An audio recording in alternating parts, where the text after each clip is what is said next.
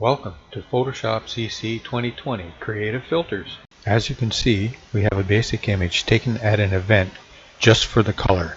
Now I'm creating a duplicate of that image just for safekeeping, either dragging the original down to the plus sign or using Ctrl J.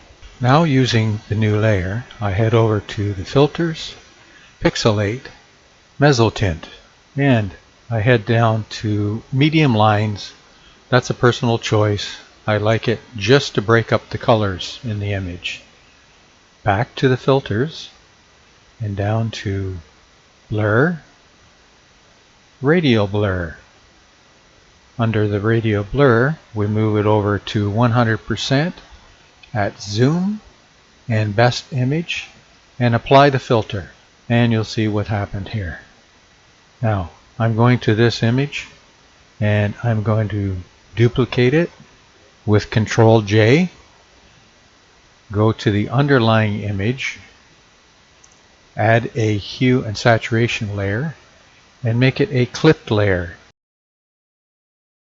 I'm now adjusting using the hue and saturation and lightness until I'm satisfied with the color.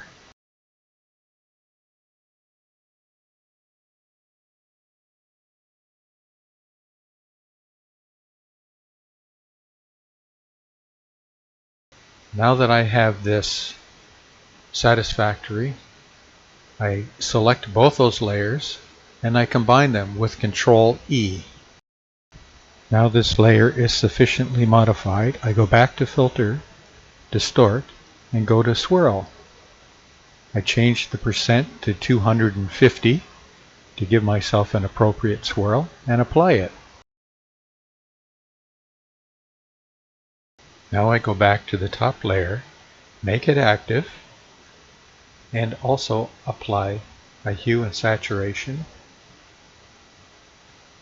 as a clip layer. Alt left mouse button makes it a clip layer for just the one layer below it. I'm going to modify the colors the same as I did for the underlying layer until I feel satisfied. This is again a personal choice. Select both layers and join them together with Ctrl E. Go over to the filters once again.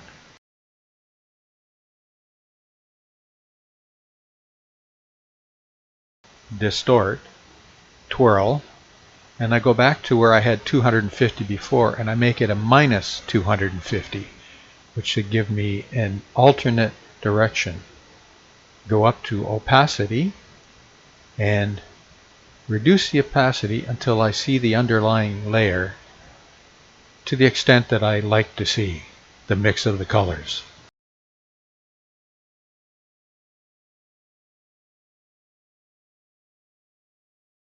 Now that I'm happy with the combination of these two layers, I select them both, duplicate them with a Ctrl J, and then combine them with a Ctrl E. Unselect the two underlying layers. I might need them in the future. I'm also going to duplicate this new combined layer, unactivate the one at the bottom, utilize the top layer, go to 3D, new mesh from layer, and I'll use a depth map. It's going to ask me if I want to go to 3D and I say no. Now I'm going to unactivate the base layer picture that we started with. I'm going to use the plus sign to add a new layer, and I'm going to change the default back to black and white with Ctrl D and apply black to that underlying layer so I can see my 3D image. I'm now rotating the 3D image until I am happy with the way it looks.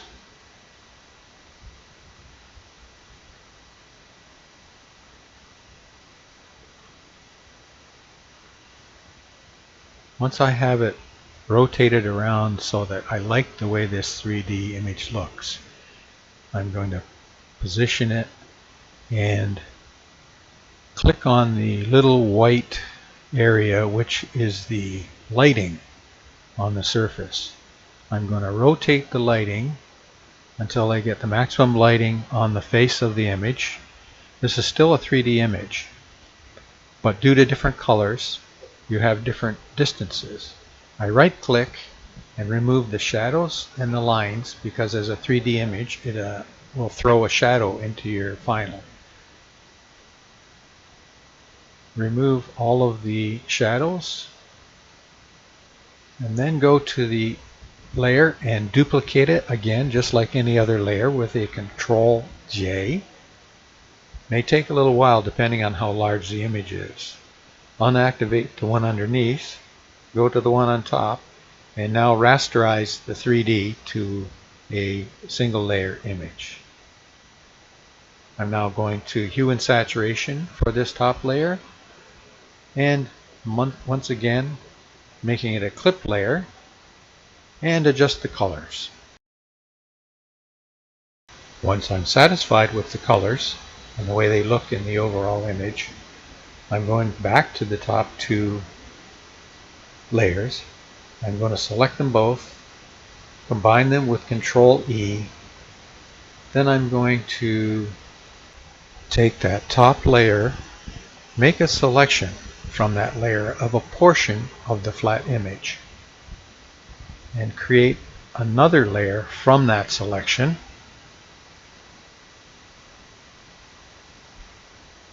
Control J.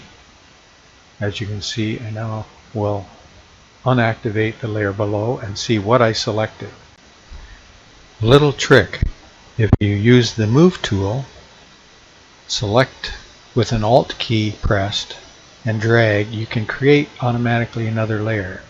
If I click on the corner, you'll see above I can put a minus in front of the W, or width, which flips the layer. I now drag it to a position that I'm comfortable with, and I've created a new complete layer using those two halves. I will select them both, duplicate them because I might want them later, and combine them with Control E, as I've done in previous.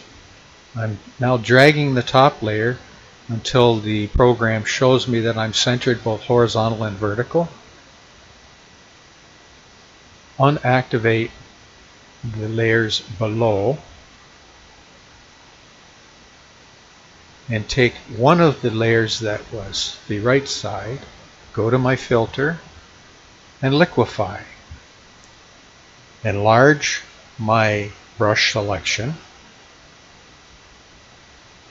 to a position that I'm comfortable with to start doing a modification on this small piece.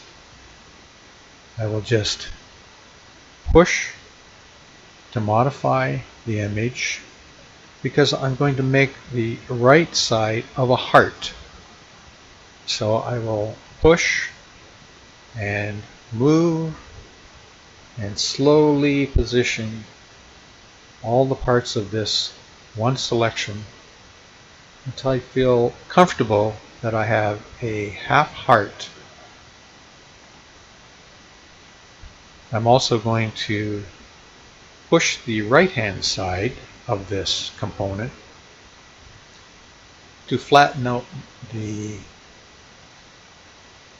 right side of the image until I'm comfortable.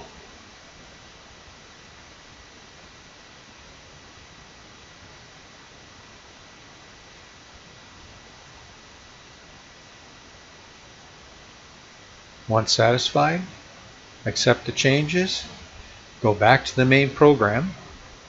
Now I'm going to size it and perhaps modify it by Control right side, which allows me to squeeze and press and change this portion of the image, making it larger and more suitable as an overlay. Once again, I use the Alt, hold down the Alt and drag. That makes another layer. Touch one of the corners, go to the top, press the minus in front of the 100 width, and then drag that component over. I'm going to both layers, selecting them on the right, combining them with Control E, and now you'll see I have the original plus the two part that I had below.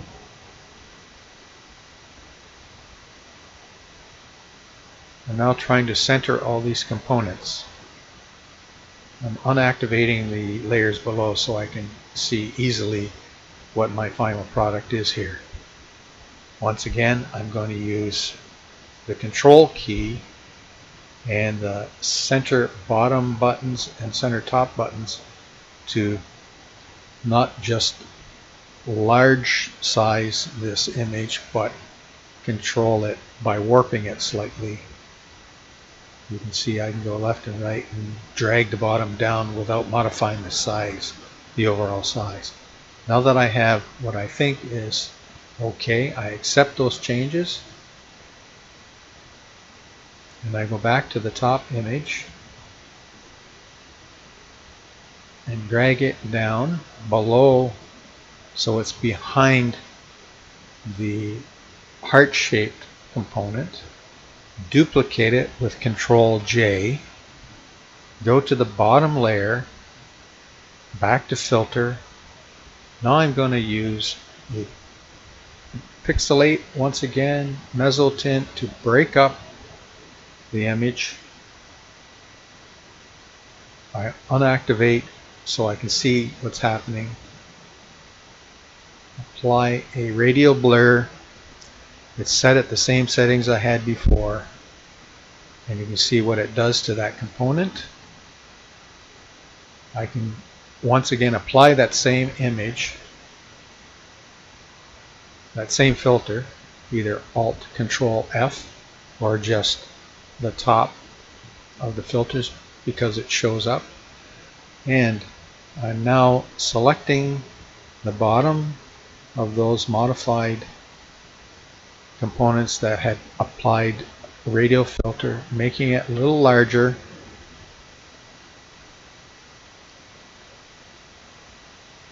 Depending on which version of which version of Photoshop you have, you can use the Shift key or the Alt key, and it will enlarge the size, the layer, and keeping it centralized. Now go up to the overall, have a look. I'm changing the underlying layer to dissolve to give it a little effect.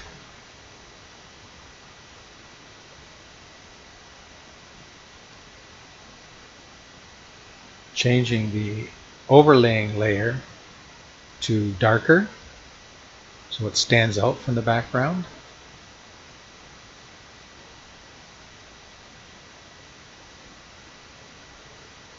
Then I go to the top layer, heart, duplicate it with Control J, and dragging down from a corner,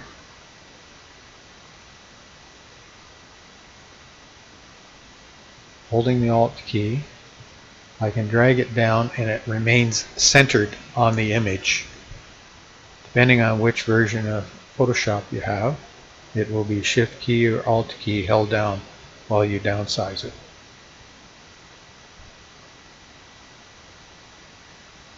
Now I'm going back to apply a hue saturation layer, Alt, left mouse button to make it a clipping layer. Adjust the colors accordingly until I'm happy. As you can see, that smaller heart on the surface is changing its color and lightness.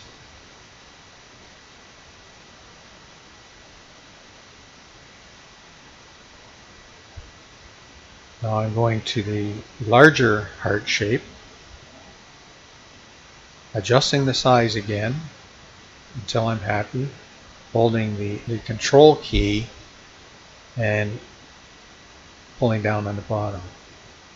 I'm going to apply a little vibrance. This is a personal choice, not necessary, but sometimes it's artistic license. Now I'm applying a Hue and Saturation layer and clipping it to the layers below. Of course, what did I forget to do? I forgot to clip the vibrance layer. So what this adjustment is doing is adjusting every layer below. Now I need to make the vibrance layer a clipped layer to the large heart layer, and now my adjustments apply only to the top heart component.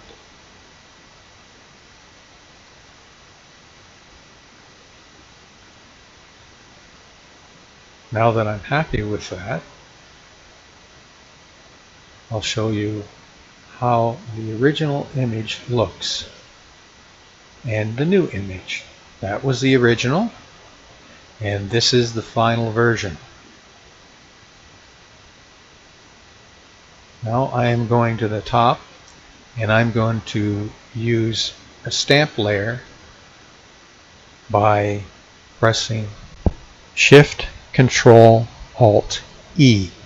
Produces a stamped layer that includes all the adjustments I've made. I'm now checking the overall size of my image to make sure it's the size that I wish to save. Also convert it to sRGB because I plan on saving it as a JPEG. And I can go and save it, but I now decided I wanted to add a little bit to it. So I added a blank layer, selected all, clicked on the color, went to the image to select a color from the image, which was like a bright yellow. Control D, got rid of my selection. I'm now on the top layer. I'm going to use the selection and reduce it in the width to 98%. And I now have a stroke on the outside of my image. I'm satisfied that this is going to be a final image, so I saved it as a PSD, and now I'm saving it as a JPEG and renaming it.